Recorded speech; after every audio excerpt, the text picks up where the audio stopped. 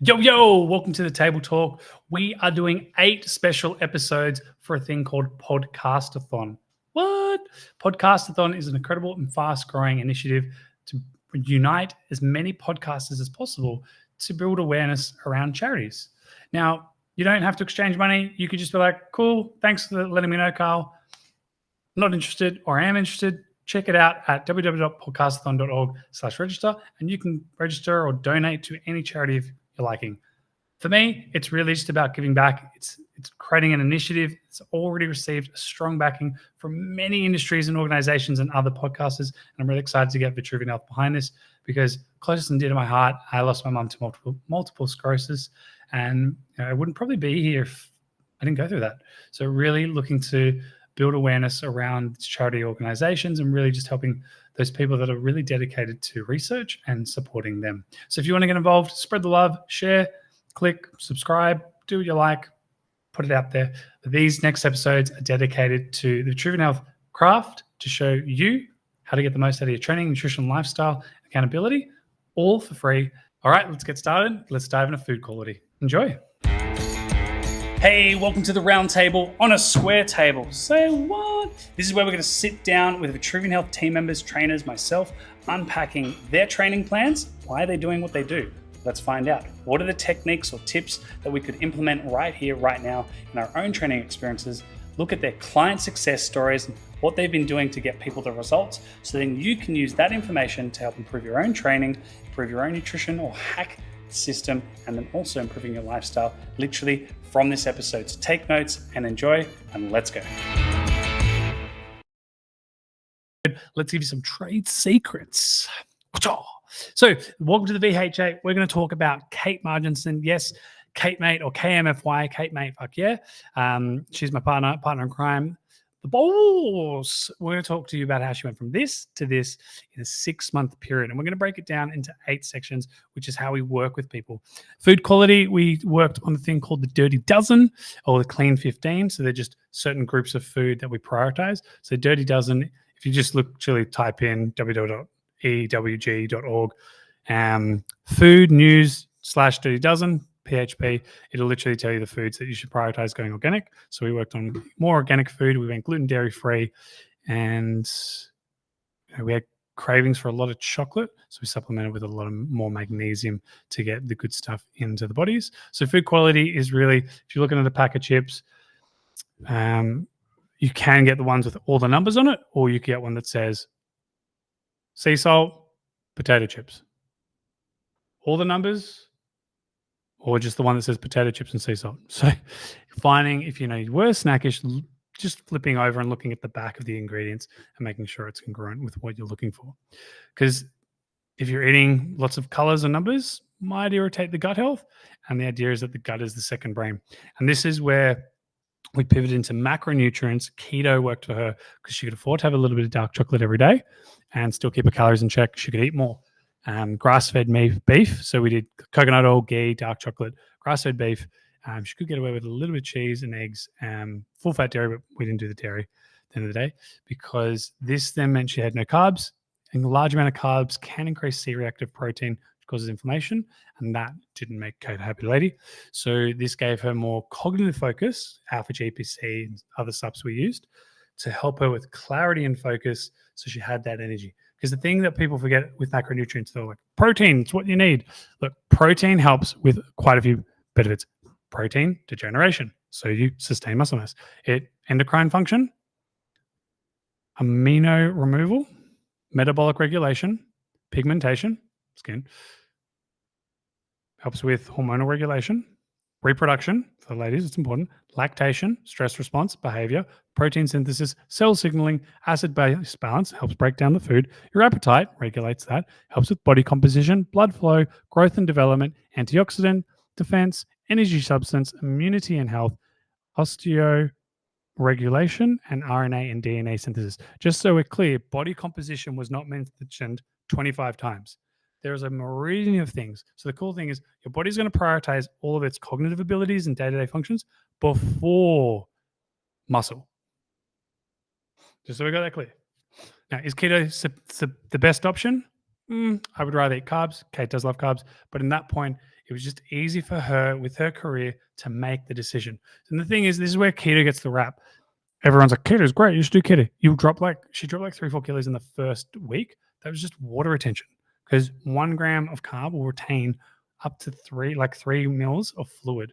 So of course she was going to hold on to quite a bit of weight. But then she got it out because the volume of food is gone, and fat. Think of it like block of chocolate's pretty thin, but then if you have like a kilo of potatoes, they may be similar in calories, but the volume is very different. Like I'm currently eating a kilo of potato a day, and so I don't snack on chocolate as much. I still have a little bit some days, but I'm now like 1% potato. So of course, like, yeah, okay, I'm a kilo heavier because I'm eating a kilo of potato.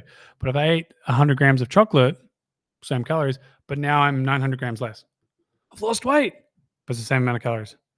So volume of food did play a big role. So when she dropped that, and we also then pushed her meal timing to 11, 3, and 7. So 11 a.m. was when she would have her first meal. Did do the coffee, the keto coffee, because for her, it was just getting some fats in her to start the day.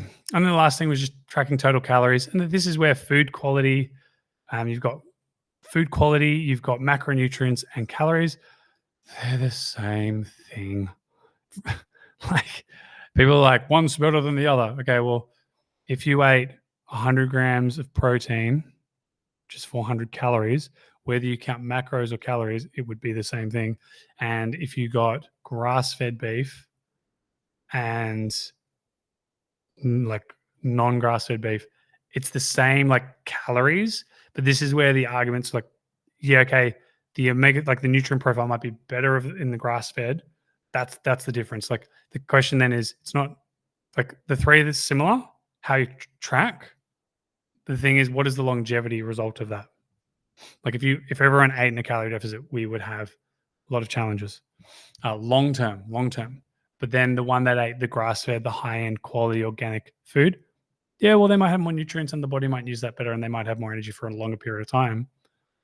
Yeah, I personally believe that one. So that's why I make sure I get the grass-fed beef. And yeah, so these are all the things that we work with. So the thing to understand, if we were to recap, how do we get Kate from here to here? We looked at what her schedule and routine was. We looked at what her sleep was, and we made sure that we had stress management protocols and aligned. She was getting adjustments every 2 to 3 weeks. She was getting a massage weekly because, lucky for her, I'm a massage therapist. But if you don't have a partner as a massage therapist, here's a little tip: get your phone, put it in the diaphragm, gently push it in, and then just breathe as deep as you can. You'll naturally extend and open the posture. And if you think about it, at the end of the day, when you finish, tired, need food, hungry because I'm tired. Well, actually, no, you just need to breathe. Because a lot of the time people say food is energy, though if you were to eat heaps of food, you have lots of energy. But then what are you? I'm tired. I've got food came out.